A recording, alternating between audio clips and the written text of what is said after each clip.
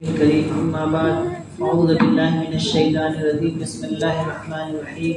رب اشرح لي صدري ويسر لي أمري واحلل عقدة من لساني يفقهوا قولي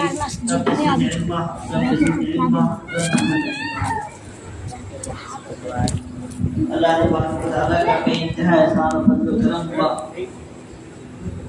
کہ اللہ تعالیٰ نے ہم اور آپ کو دین کی نسبت کے جڑنے کی جمع ہونے کی توفیق عطا فرمائی فرمایا یہ جڑنا یہ جمع ہونا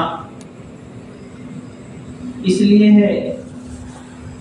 کہ جو ہماری ذمہ داری ہے جو ہمیں کام دیا گیا ہے اس ذمہ داری کو اس کام کو ہم صحیح پورا کرنے والے بن جائیں۔ جناب محمد رسول اللہ صلی اللہ علیہ وسلم کے صدقے طفیل میں اللہ تعالیٰ نے دعوت کی محنت کی ذمہ داری دی ہے اور دعوت کی محنت کا کام دیا ہے کہ اسی پڑھن اور اسی فکر کے ساتھ ہم سب کرنے والے بن جائے جس فکر اور پڑھن کے ساتھ جناب محمد رسول اللہ صلی اللہ علیہ وسلم نے اس کام کو اس محنت کو کیا ہے کہ ایک ایک فرد کی ہدایت کی فکر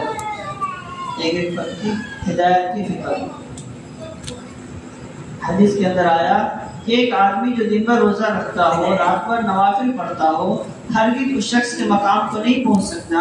جو دوسروں کی اصلاح کی فکر میں بے چین ہے۔ کہ فرمائیں کہ اپنی ذات سے عبادت کر لینا یہ کوئی کمال کی بات ہے ہی نہیں۔ اپنی ذات سے جنت کا مستحق ہو جانا خود اپنے اعمال کر کے خود اپنی ذات سے جنت میں چلے جانا یہ کوئی کمال کی بات نہیں، یہ ہماری شان نہیں ہے، اس امت کی شان نہیں ہے، یہ تو پچھلی امتوں کے لیے تھا، پچھلی امتوں کے لیے تھا کہ وہ 1000 مہینے تک اللہ کی عبادت میں اللہ کے دھیان میں اللہ کے ذکر میں لگے رہتے کیونکہ ان کا کام ہی تھا صرف اپنی ذات سے عبادت کرنا۔ لیکن فرمایا ہم اور آپ کی نسبت کو اللہ تعالیٰ نے جناب محمد رسول اللہ صلی اللہ علیہ وسلم سے جوڑا ہے اور نسبت کے بدلنے کی وجہ سے مقام بدل جائے گا۔ ایک پتھر ہے ٹائل سے ماربل ہے ایک ہی کمپنی میں بنا ہے ایک ہی فرمے سے تیار ہوا ہے اور سیم مٹیریل لگا ہے اس کے اندر، ایک ہی انجینئر نے اس کے نقشے کو پاس کیا اس کا ڈیزائن کیا اور سیم ڈیزائن بھی ہے سب کچھ ہے، لیکن اس کے باوجود اس کا مقام و مرتبہ بڑھ جاتا ہے گھٹ جاتا ہے اس کی نسبت کے بنا پر۔ کہ وہی پتھر ایک آدمی خرید کر کے لے کے گیا اپنے دروازے پہ لگا دیا کہ اس پہ بچے کھیلیں گے گرد و غبار رہے گا، لوگ چپل پہن کے جوتا پہن کے جائیں گے، یہاں تک کہ بچے اس پہ پیشاب پخانہ بھی کرتے ہیں۔ وہی ٹائلس ہے کسی نے خرید کر کے اپنے شہر میں لگا دیا تو اس پہ لوگ چپل اتار کر کے جائیں گے، جوتا چپل پہن کر نہیں جائیں گے۔ وہی ٹائلس ہے اس کو کسی نے خرید کے مسجد میں لگا دیا تو اس کا اور بھی ادب و احترام ہوگا، لوگ وہاں باوضو جائیں گے، ناپاکی کی حالت میں نہیں جائیں گے، اس پتھر میں ناپاکی کی حالت میں پیر نہیں رکھیں گے، یہاں تک کہ باوضو پیر رکھیں گے۔ بھائی کیا بات ہے کہ پتھر تو وہی ہے اور وہاں بچے پیشاب کر رہے پیخانہ کر رہے تو بھی کوئی بات نہیں، اب یہاں کہہ رہے کہ نہیں وضو سے آنا ہے بہتر ہے اور ناپاکی کی حالت میں تو بالکل اس پہ قدم نہیں رکھنا ہے۔ کیوں؟ پتھر بدل گیا ہے کیا؟ نہیں، پتھر وہی ہے، نسبت بدل گئی۔ اسی ٹائلس اسی پتھر کو اگر استنجا خانہ بیت الخلاء میں لگا دیا جائے تو وہاں غلاظت ہو رہی گندگی ہو رہی کوئی نہیں کہے گا کہ بھائی یہاں کیا کر رہے ہو، یہ پتھر کے ساتھ ایسا کیوں کر رہے ہو، لیکن وہ پتھر مسجد کے اندر لگا ہوا ہے تو اس میں لوگ کیچڑ لگا ہوا تو چھوڑیے کہ ذرا سا پاؤں گندا ہے ویسے بھی جانا گوارا نہیں کرتے، چھوڑ دیجیے بچوں کو، چھوڑ دیے رہنے دیجیے کو بات۔ بچوں کا کام ہے تھوڑا بہت شور گل کرتے ہیں، یہ آج شور گل کریں گے کل ہو کر کے یہی مستقبل بنیں گے، کل ہو کر کے یہی سنبھالیں گے۔ یہ اچھی بات ہے کہ بچے مسجد میں آ رہے ہیں، بعض اگر لوگ نماز کے وقت میں جمعہ کے وقت میں اور دیگر وقت میں بچے شور شرابہ کرتے ہیں मोहल्ले में ऐसा लोग चिल्लाना शुरू कर देते हैं, लोग मस्जिद में कौन लाने देते हैं? अरे नहीं, इसको तो मस्जिद की आदत दिलानी है। मस्जिद के आदि अभी से मस्जिद का आदि होगा तो बाद में जाके पाबंद होगा, वरना फिर वही हाल होगा कि एक जगह हम जुमात में गए, एक बूढ़े चचा से मुलाकात हुई तो कहा कि आज तक हम कभी मस्जिद में नहीं गए, लगभग 60-65 साल की उम्र, गश्त के अंदर उनको बुला करके लाए, कहे आज तक हम कभी मस्जिद में नहीं। तो ऐसा हाल होता है। मेरा तो मैं ये कह रहा था कि निस्बत बदल जाती है तो मकाम भी बदल जाता है, उसका अदब एहतराम भी बढ़ जाता है। इसी तरह अल्लाह ताला ने हम और आपकी निस्बत को जनाब मोहम्मद रसूलुल्लाह सल्लल्लाहु अलैहि वसल्लम की उम्मत ने पैदा कर करके निस्बत जोड़ दिया, इसलिए मकाम बढ़ गया हमारा। तमाम उम्मतों की सरदार हैं, और मकाम जितना बड़ा होता है काम भी उतना बड़ा दिया जाता है, जिम्मेदारी भी उतनी बड़ी होती है, उनसे काम भी वैसा ही लिया जाता है, पूछ गछ भी उसी हिसाब से की जाती है कि हम सबकी जिम्मेदारी है। अल्लाह ने हमारा मकाम बढ़ाया इस मेहनत को देकर के, इस मेहनत से जोड़ करके, इस मेहनत में लगा कर कि ये कोई मामूली मेहनत नहीं है, ये कोई मामूली काम नहीं है, ये कोई तहरीक और कोई तंजीम नहीं है। हाँ, ये जहन साफ रहे। आज इस वक्त में मुसलमानों को ऐसा लगता है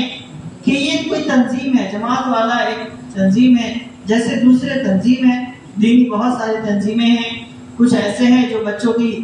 बच्चियों की शादियां करवाते, कुछ ऐसी तंजीमें हैं जो गरीबों को घर बनवा देते, कुछ तंजीमें ऐसी कुछ बच्चे को पढ़ने का इंतजाम करते हैं, कोई खाने का, कोई कपड़े का, बहुत सारी तंजीमें चल रही है। तो लोगों को ये लगता है कि जमात का काम, ये तबलीग का काम, ये दावत की मेहनत, ये भी एक तंजीम है, ये जमात वालों का काम है, ये मौलाना इलियास रहमतुल्लाह अलैह का काम है, ये मौलाना हजरत साहब दावत का काम है, हमारा काम ये नहीं फरमाया। जिसने भी कलमा ला इलाहा इल्लल्लाह मुहम्मद रसूलुल्लाह पढ़ा है, हर एक जमात वाला है, हर एक जमाती है, हर एक तबलीगी है, क्योंकि हर एक इस उम्मत में है, हर एक ने ये कलमा पढ़ा है कि मेरे नबी के बाद कोई नबी नहीं आया, कोई नबी नहीं आने वाले, हमारे नबी आखिरी नबी है। अब जब नबी नहीं आएंगे तो कारे नबूवत की जिम्मेदारी हमारा आपके कांधे पे है। और इसी बिना पे अल्लाह ने तारीफ किया है, कुंतुम खैरा उम्मतिन उखरिजत लिन्नास। उलमा फरमाते कि अल्लाह ने कुंतुम का लफ्ज़ इख्तियार किया, अंतुम का नहीं, वरना सब जितने भी इस उम्मत में आए सब के सब बेहतर हो जाते। लेकिन अल्लाह ने शर्त लगाया, कुंतुम खैरा उम्मतिन उखरिजत लिन्नास तामरुना बिल मारूफ व तनहौना अनिल मुनकर व तुमिनूना बिल्लाह,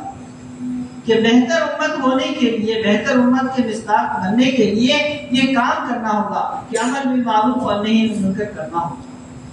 भलाई का हुक्म करना, बुराई से रोकना, ये काम करना होगा। हदीस के अंदर आया ना कि ईमान की 3 किस्में हैं। एक तो ये है कि उसको बुराई को देख करके हाथ से रोक दें, उसके बाद दूसरी किस्म ये है कि उसको जुबान से मना करे, और आखिरी दर्जा ये है उसका कि दिल से बुरा समझे, दिल से बुरा समझे। कहा कि अगर ये नहीं है तो फिर इसके अंदर कि ईमान की अदना दर्जे का भी ईमान नहीं है। अगर बुराई को देख करके इसके दिल के अंदर तिलमिलाहट नहीं हो रही है, बेचैनी नहीं हो रही, फिक्र नहीं हो रही है, कुरब नहीं हो रहा है, तो फिर इसका ईमान कितना सतह जो है ईमान का गिरा हुआ है यार, इसका अंदाजा नहीं लगा सकते। कि बुराई सिर्फ वो बुराई नहीं है जिस बुराई से हमारे माशरे में खलफसार हो जाहिरी तौर पे, कि आज उम्मत का बड़ा तबका, चाहे वो मर्द हो या औरत हो, कहा कि नमाज से दूर है, नमाज से दूर है। और कितने फीसद लोग हैं जो नमाजी कहलाते हैं, दीनदार कहलाते हैं, इलाके में अल्लाह वाले कहलाते हैं, बुजुर्ग कहलाते हैं, कितने ऐसे हैं उनमें कि उनको बेचैनी भी होती है, रातों को नींद उड़ती है ये सोच करके कि इतने सारे लोग नमाज को छोड़ करके जिंदगी गुजार रहे हैं। इसके लिए फिक्र की जाए कि नमाज को छोड़ने को उम्मत आज गुनाह नहीं समझता। जो बेदीन है वो बेदीन तो बेदीन, दीनदार लोग भी इसको गुनाह नहीं समझ रहे। कोई मोहल्ले में चोरी कर ले, उसको पढ़ा लिखा तो पढ़ा लिखा, जो काला अक्षर भैंस बराबर नहीं जानता है वो भी बुरा भला कहता है, कैसा गलत काम कर रहा है। कोई शराब पी के चिल्लाना शुरू कर दे तो उसको छोटे बच्चे भी कहेंगे कि ये गंदा आदमी है, ये गलत हरकत है। गैर ईमान वाला भी कहेगा कि गलत बात है, ये गलत काम है। लेकिन एक मुसलमान नमाज छोड़ करके जिंदगी गुजार रहा है, पढ़े लिखे लोग भी, दीनदार लोग भी, पक्के नमाजी लोग भी ये नहीं कहते कि ये गलत कर रहे हो,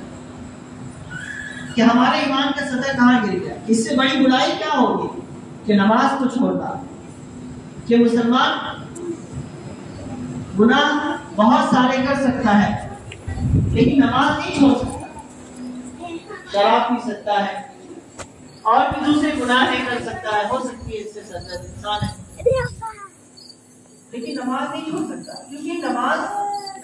को है तो उसके लिए समझना आसान है। एक ही हदीस काफी है कि अल्लाह के नबी सल्लल्लाहु अलैहि वसल्लम ने फरमाया